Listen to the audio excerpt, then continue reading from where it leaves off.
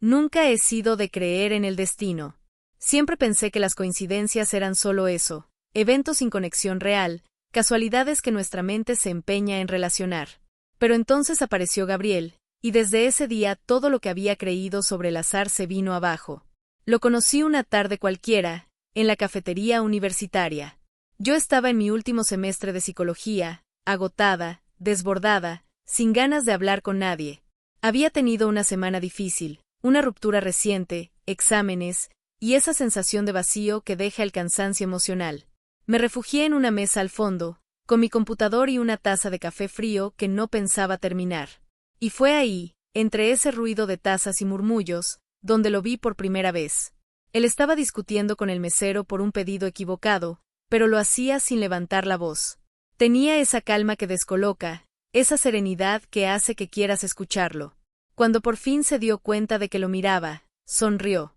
No fue una sonrisa ensayada, sino de esas que parecen surgir por instinto. Me sostuvo la mirada solo un segundo, y aún así sentí algo que no supe describir. No volvimos a cruzarnos ese día, ni el siguiente. Pero una semana después, mientras esperaba el bus para volver a casa, alguien se acercó por detrás y dijo: «Tú eres la chica del café que no termina su café». Era él. Gabriel. Reí, sorprendida, y así empezó algo que no supe cómo clasificar. No era una amistad todavía, pero tampoco una simple conversación casual. Era una conexión inmediata, sin esfuerzo. Empezamos a hablar cada día, a coincidir sin planearlo, en los pasillos, en la biblioteca, incluso en la misma clase optativa a la que me había inscrito en el último minuto. Cada coincidencia me hacía sentir que alguien, en algún lugar, nos estaba empujando hacia el mismo camino. Los días se convirtieron en semanas, y las charlas casuales se transformaron en algo más. Había algo en Gabriel que me hacía sentir segura. Era tranquilo, pero no indiferente, atento, sin ser invasivo. Nunca me hacía sentir observada, solo comprendida. Una noche, después de salir de clase, empezó a llover con una fuerza descomunal. Yo no tenía paraguas, y él apareció justo cuando el viento ya me empapaba. «Parece que el destino me da excusas para rescatarte», dijo con esa sonrisa suya. Compartimos el paraguas hasta la estación del metro, pero ninguno quiso despedirse ahí.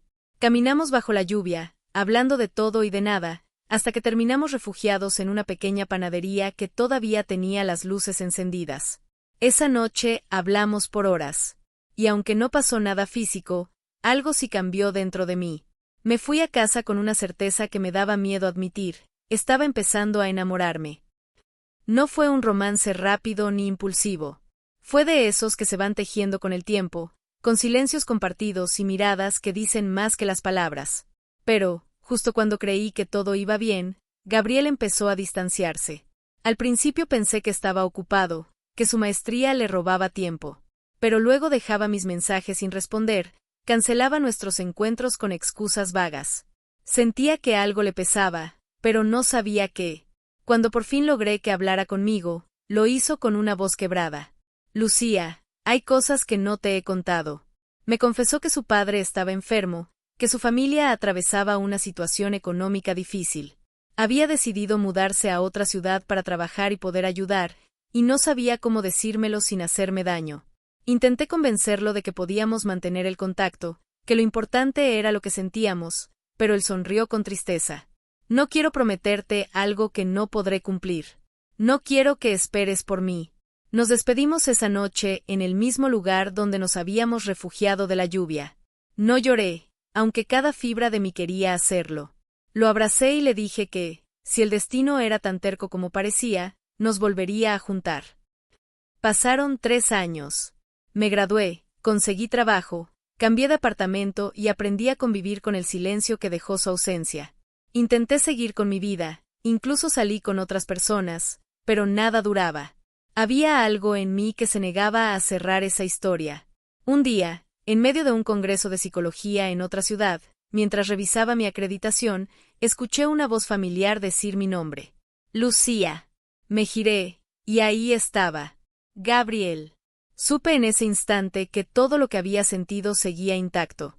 Se veía más maduro, más delgado, pero sus ojos seguían teniendo esa calma que me había enamorado. Nos quedamos mirándonos, sin palabras, hasta que él sonrió. Te dije que el destino era insistente. Esa noche hablamos durante horas, poniéndonos al día. Me contó que su padre había fallecido el año anterior, que había logrado estabilizarse y que pensaba volver a la ciudad. Yo lo escuchaba sin poder evitar pensar en todo lo que habíamos perdido. Cuando nos despedimos, no hubo promesas, solo una sensación inevitable: lo nuestro no había terminado. Los meses siguientes fueron una especie de redención. Volvimos a vernos, a salir, a hablar sin miedo. Todo parecía alinearse otra vez, como si el universo nos estuviera dando una segunda oportunidad. Pero entonces, cuando ya pensaba que nada podría separarnos, descubrí algo que me heló el alma. Una tarde, mientras él me mostraba unas fotos antiguas de su familia, vi una en la que estaba con una mujer y una niña pequeña. No parecía algo casual. ¿Quién es ella?, pregunté, intentando sonar tranquila. Él bajó la mirada. Mi ex y mi hija.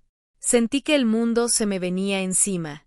No era el hecho de que tuviera una hija lo que me dolía, sino que lo hubiera ocultado. ¿Por qué no me lo dijiste?, pregunté, con un nudo en la garganta. Porque tenía miedo de perderte. Ya lo había hecho una vez. No quería que esto fuera un obstáculo.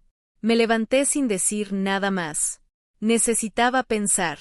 Todo lo que habíamos vivido, todas esas coincidencias, se sentían de pronto como trampas del destino. ¿Y si no era el destino, sino una lección que debía aprender?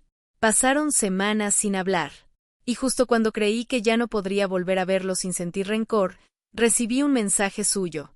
Hay algo que necesito darte. No te pido nada, solo escúchame. Nos encontramos en el mismo café donde empezó todo. Me entregó un sobre con una carta dentro. En ella, explicaba todo lo que había callado, cómo su ex lo había dejado cuando él decidió mudarse por su padre, cómo la niña apenas lo veía y cómo había querido empezar de nuevo sin cargarme con su pasado. Al final de la carta, escribió: si después de leer esto sigues queriendo huir de mí, lo entenderé. Pero si aún crees en las casualidades, sabrás que esta historia no fue una. Lloré esa noche como no lo había hecho en años. No solo por él, sino por todo lo que habíamos tenido que atravesar. Al día siguiente fui a su departamento. No le avisé.